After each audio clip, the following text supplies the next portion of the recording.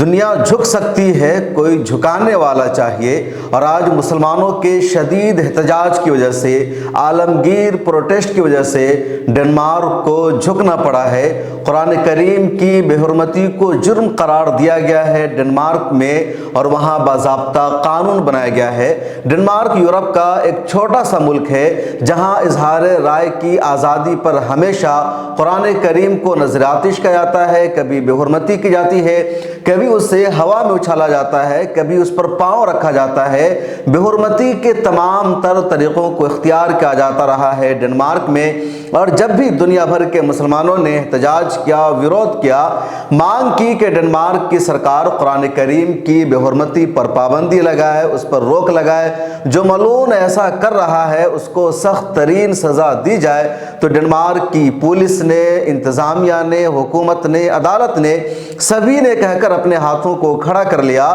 کہ ہمارے یہاں اظہار رائے کی مکمل آزادی ہے۔ قرآن کریم کی بے حرمتی بھی، قرآن کریم کو جلانا اور نظر آتش کرنا بھی فریڈم آف ایکسپریشن کے دائرے میں آتا ہے، لہٰذا اس کی وجہ سے ایسا کرنے والوں کے خلاف ایکشن نہیں لیا جا سکتا ہے، ان کے خلاف کیس درج نہیں کیا جا سکتا ہے۔ لیکن مسلمان رکے نہیں، اور دنیا بھر میں مسلمانوں کی مانگ ہوتی رہی، مسلمانوں کا احتجاج ہوتا رہا۔ ترکیہ کے صدر رجب طیب اردوغان نے اقوام متحدہ کے اجلاس میں بھی اس معاملے کو اٹھایا، اور لگاتار مانگ ہوتی رہی۔ پچھلے دنوں تو عرب ممالک نے بھی سختی کے ساتھ ان ممالک پر دباؤ بنایا، اپیل کی، احتجاج کیا، اور کہا کہ قرآن کریم کی بے حرمتی کرنے والوں کو سزا ملنی چاہیے، اس پر قانون بننا چاہیے، اور آخرکار ڈنمارک کی پارلیمنٹ نے اب قانون بنا دیا ہے۔ انٹرنیشنل میڈیا کے ذریعے خبر آئی ہے کہ ڈنمارک کی پارلیمنٹ نے حال ہی میں ایک نیا بل اپنی پارلیمنٹ میں پیش کیا جو منظور ہو گیا ہے اور قانون بن گیا ہے،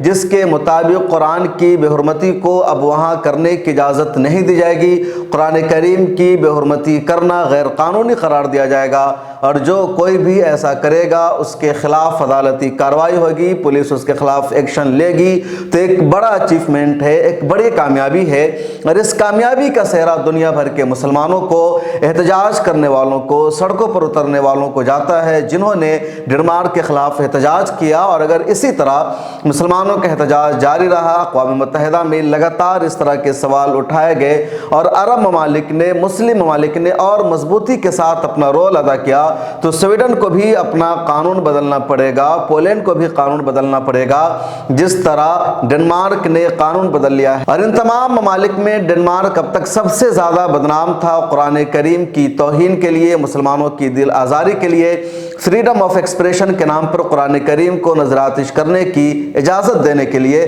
لیکن اب ڈنمارک نے باضابطہ قانون سازی کی ہے، پارلیمنٹ سے بل منظور ہو گیا ہے، اور قرآن کریم کی بے حرمتی کو وہاں جرم گردانا گیا ہے، تو یہ بڑی کامیابی ہے۔ ڈنمارک یورپ کا ایک چھوٹا سا ملک ہے جس کی آبادی صرف 60 لاکھ ہے، اور ان 60 لاکھ لوگوں میں 4% سے زائد مسلمان بھی ہے، 80% کے آس پاس وہاں کرسچن رہتے ہیں، 78% آبادی وہاں عیسائیوں کی ہے، اس کے علاوہ 19 سے 20% آبادی وہاں ان لوگوں کی ہے جن کا کسی بھی مذہب پر یقین نہیں ہے، یعنی جو ملحد ہے۔ اس کے علاوہ کچھ دوسرے لوگ بھی رہتے ہیں، تو کہہ لیجئے کہ ڈنمارک میں مسلمان دوسری سب سے بڑی آبادی ہے۔ اس کے باوجود وہاں مسلمانوں کی دل آزاری کی جا رہی تھی، ان کے مذہب کی توہین کی جا رہی تھی، اور اب احتجاج کی وجہ سے ڈنمارک کی سرکار نے فیصلہ کیا ہے، قانون بنایا ہے، اور قرآن کریم کی بے حرمتی کو جرم گردانا گیا ہے، جس کے لیے ڈنمارک کی سرکار کو مبارکباد بھی دینی چاہیے، اور دنیا کی تمام حکومتوں کو قرآن کریم کی توہین کو، اسلام کی توہین کو، اور اسلام کی مقدس شخصیات کے اپمان اور اس کی توہین کو